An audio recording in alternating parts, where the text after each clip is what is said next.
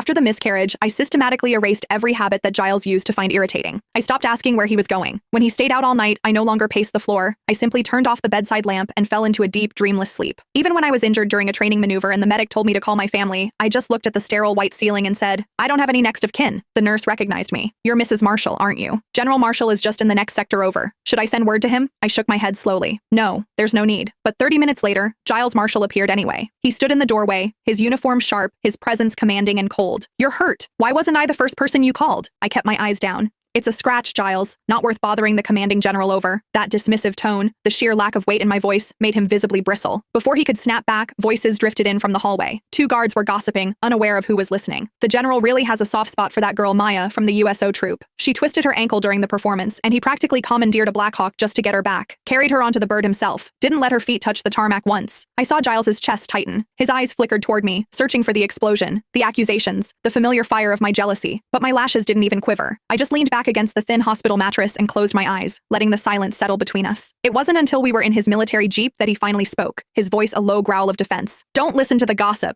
It was professional. Maya was invited here to perform for the troops. She got hurt on my watch. It was my responsibility to handle it." "Okay," I said softly. I didn't add anything else. Giles's temper flared suddenly. "You don't believe me? Is this still about that? God, Cassie. I've come back to you. I'm here. What more do you want?" I stared out the window at the passing barracks, my profile a blank slate. "I believe you," I said. "I just didn't think I was an emergency. I didn't want to interrupt your work. Let's just go back to the quarters." The same scripted response. Autopilot. Giles slammed his fist against the steering wheel. The horn blared, a sharp, ugly sound that cut through the winter air, startling a group of performers who were just finishing their set across the road. One girl looked up. As the moonlight hit her face, the air inside the jeep turned to ice. "Maya, what is she still doing out here?" Giles muttered. He glanced at me instinctively. In the past, every time I saw her, I'd lose my mind. I'd scream, I'd cry, I'd demand to know why she was wearing a coat that looked like mine. But now, I just gave her a fleeting glance and looked away. Nothing. Giles gripped the wheel, but his eyes were glued to the rearview mirror. It was a brutal December night. The girl was shivering in a thin stage costume, her arms wrapped tight around herself, her nose red from the cold. His hand was already on the door handle. The concern was practically leaking out of him. I understood the script perfectly. I opened my door and stepped out, giving him the exit he was dying for. "If you need to do a final sweep of the camp, I can walk back. It's not far." I didn't wait for an answer. I turned toward the intersection. Giles jumped out and caught my wrist. "It's over between us, Cassie. I didn't know she was here. Why won't you trust me?" I nodded. "I do trust you, Giles. She's a young girl in a tough spot. Even if it's over, it's normal to care." "I get it." He stared at my face. There was no bitterness there, no hidden edge. That was what terrified him. I used to have an insatiable hunger for his attention. If I found a single long hair on his uniform, I'd interrogate him until dawn. Now, I was exactly what he'd always begged me to be. Reasonable, quiet, undemanding. But it felt like he was breathing through wet cotton. I pulled my hand back and walked away. At the corner, I stopped and looked back. Beside the jeep,